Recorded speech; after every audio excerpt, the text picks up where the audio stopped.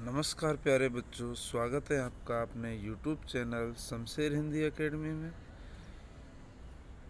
प्यारे बच्चों, आज हम लेकर हाजिर हैं कक्षा 9 का जो पाठ है लहासा की ओर राहुल शंकरत्यायन जी का लिखा हुआ उसके प्रश्नोत्तर।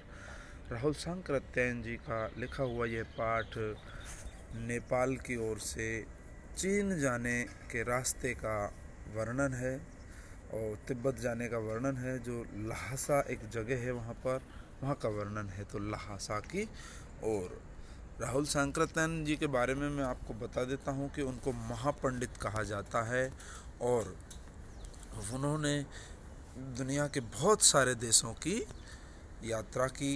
तो चलिए हम पहले प्रश्न की ओर चलते हैं, जिससे आपको आसानी से अपने प्रश्नों के उत्तर मिल जाएं। थोंगला के पहले के आखिरी गांव पर पहुंचने पर भिखमंगों के वेश में होने के बावजूद लेखक को ठहरने के लिए उचित स्थान मिला, जबकि दूसरी यात्रा के समय भद्र वेश में भी उन्हें उचित स्थान नहीं दिला सके। मैं बता देता हूँ, इस प्रश्न में ये लिखा हुआ है कि पहली बार जब हम भिखमंगों के भेष में गए तब हमें रहने के लिए जगह मिल गई, लेकिन जब हम भद्र पुरुष यानी कि एक अच्छे इंसान, अच्छे कपड़े और ढंग से गए तब हमें ये चीज़ रहने के लिए नहीं मिली। इसमें अंतर, इसका मुख्य कारण है संबंधों का महत्व। तिब्बत में इस मार्ग पर यात्रियों के लिए एक जैसी व्यवस्थाएं नहीं थी, इसलिए वहाँ जान पहचान के आधार पर ठहरने का उचित स्थान मिल पाता था। पहली बार लेखक के साथ बौद्ध भिक्षु सुमति थे। सुमति उनके दोस्त थे। सुमति की वहाँ जान पहचान थी, पर 5 साल बाद बहुत कुछ बदल गया।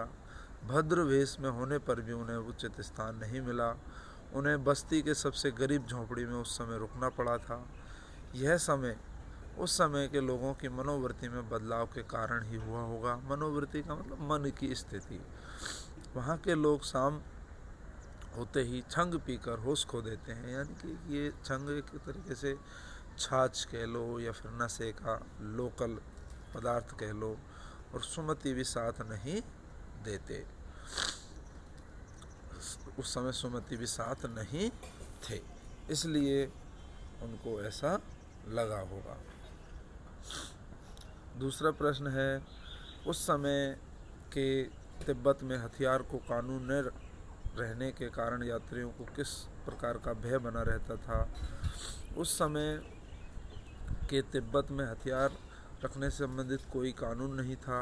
इस कारण लोग खुलेआम पिस्तौल, बंदूक आदि रखते थे और साथ ही वहाँ निर्जन स्थान भी अनेक थे। निर्जन का मतलब होता है जहाँ पर लोग ना रहें और जहाँ पुलिस का प्रबंध नहीं था, खुफिया विभाग का नहीं था, वहाँ डाकू किसी भी को भी आसानी से मार सकते थे। इसलिए यात्रियों की हत्या और लूट मार का भय हमेशा बना रहता था। ये कारण था। तीसरा प्रश्न है, लेखक लंगकोर के मार्ग पर अपने साथियों से किस कारण पिछड़ गए। लंगकोर के मार्ग में अपने साथी सुमित से वो घोड़ा थक कर धीमे चलने लगा, इसलिए अपने साथी से पिछड़कर रास्ता भटक गए।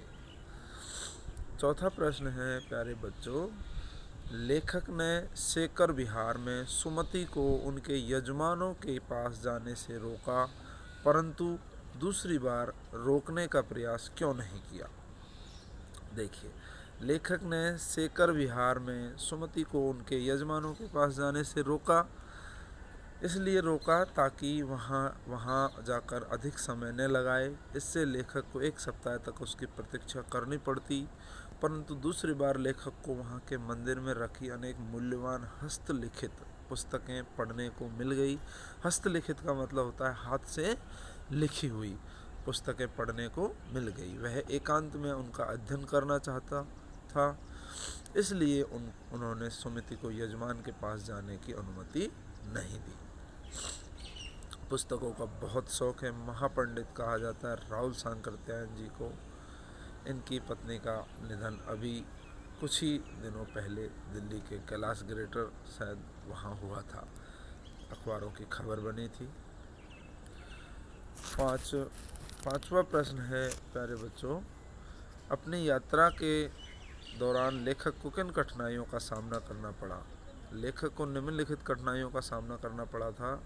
एक है, उस समय भारतीयों को तिब्बत में यात्रा की अनुमति नहीं थी, इसलिए उन्हें भिखमंगे के रूप में यात्रा करनी पड़ी। अनुमति नहीं थी भारतीयों को तिब्बत जाने की।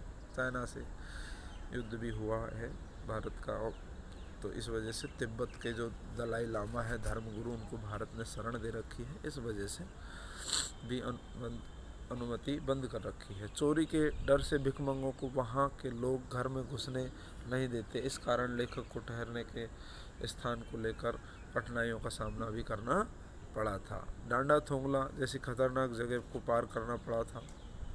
लंगकोर का रास्ता तय करते समय रास्ता भटक जाने के कारण वे अपने साथियों से बिछुड़ गए थे, तो ये मुसीबतें उनको आई थी। छठा प्रश्न है, प्रस्तुत यात्रा वृत्तांत के आधार पर बताइए कि उस समय का तिब्बत समाज कैसा था।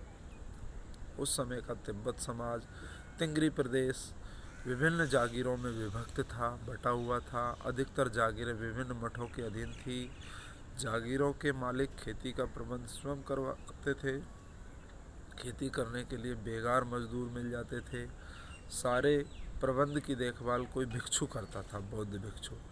सारे प्रबंध की देखभाल कोई भिक्षु करता था। वे भिक्षु जागीर के लोगों में राजा के समान सम्मान पाता था।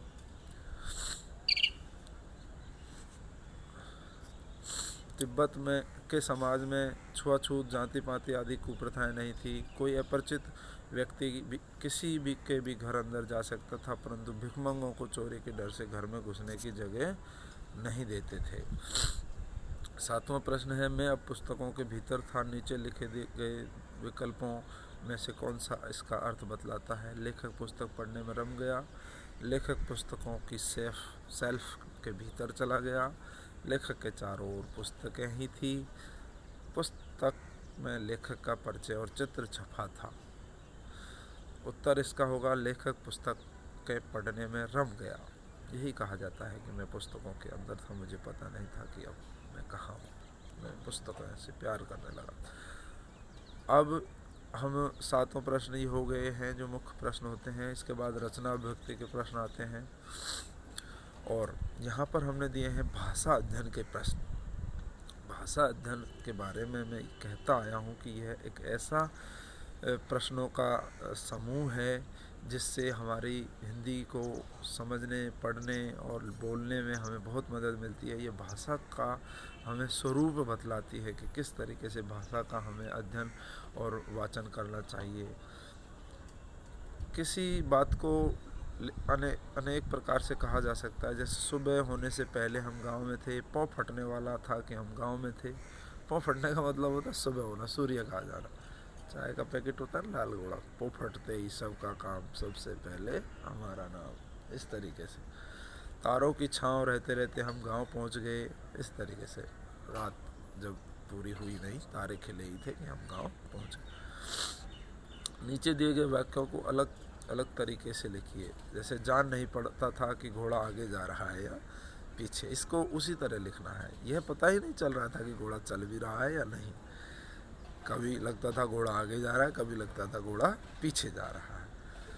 14वां प्रश्न है, ऐसे शब्द जो किसी अंचल यानी क्षेत्र विशेष में प्रयुक्त होते हैं उन्हें आंचलिक कहा जाता है। जैसे हम एक कक्षा 9 में इस जल प्रलय में पाठ पढ़ते हैं, उसमें भोजपुरी और बिहार के और नेपाल के शब्दों का बहुत लेखक ने प्रयोग किया है, फणीश्वर नाथ रेणु जी ने। तो आंचलिक शब्द, और जैसे हम मुंशी प्रेमचंद जी की किताबें पढ़ते हैं, कहानियाँ पढ़ते हैं, प्रेमचंद के फटे जूते और दो बैलों की कथा, तो उसमें बहुत सारे शब्द ऐसे आते हैं जो उस अंचल के ही होते हैं, उस जगह के ही होते हैं, लोकेलिटी के होते हैं।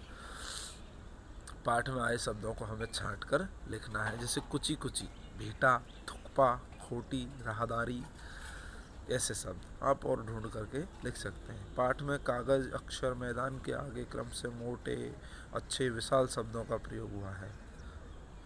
इन शब्दों से उनकी विशेषता उभर कर आती है। पाठ में कुछ ऐसे शब्द ही छांट कर लिखिए जो किसी की विशेषता बता रहे हो। देखो अब ये 15वां प्रश्न क्या हमसे मांग रहा है, ये हमसे कक्षा 5 और 6, 7 की एक व्याकरण के छोटे से टॉपिक को मांग रहा है जिसको हम विशेषण कहते हैं। कक्षा 10 में आकर के हमसे वो मांग कर रहा है कि विशेषण को आप जानते हैं कि नहीं, पहचान करके लिखिए। विशेषण क्या होता है? जो संज्ञा और सर्वनाम की विशेषता बताता है वह विशेषण होता है। जैसे बहुत पिछड़ना, पिछड़ गया लेकिन वो बहुत पिछड़ गया, पीछे तो रहा है लेकिन वो बहुत पीछे रह गया। धीमे चलना, चल रहा है लेकिन धीमा। धूप कैसी है? कड़ी धूप है। विभाग कैसा? खुफिया, बिल्कुल अंदर तक जा कर के गुप्तचरों से पूरी खबर लेता है, खुफिया विभाग। तो प्यारे बच्चों, ये था पाठ कक्षा 9 का लहसा की ओर, और इसके प्रश्न उत्तरों का सरलीकरण हम आपके सामने लेकर हाजिर हुए। और उम्मीद करते हैं कि जैसे आपने हमारे पाठ प्रेमचंद के फटे जूतों के प्रश्नोत्तरों के वीडियो को पसंद करना शुरू किया है, उसको बहुत सारे व्यूज़ मिल रहे हैं इस समय, उसी तरह इस पाठ को भी व्यूज़ मिलें। और कमेंट्स में लिखें कि जाते जाते कि हमें आपका वीडियो पसंद आया या फिर और कैसी उम्मीदें हमसे हैं, वो हमें ज़रूर लिखें। और जल्द लेकर हाजिर होंगे दूसरे और वीडियो। और हमारे चैनल को सब्सक्राइब, वीडियो को लाइक और वीडियो को शेयर करना ना भूलें। जय हिंद, जय भारत।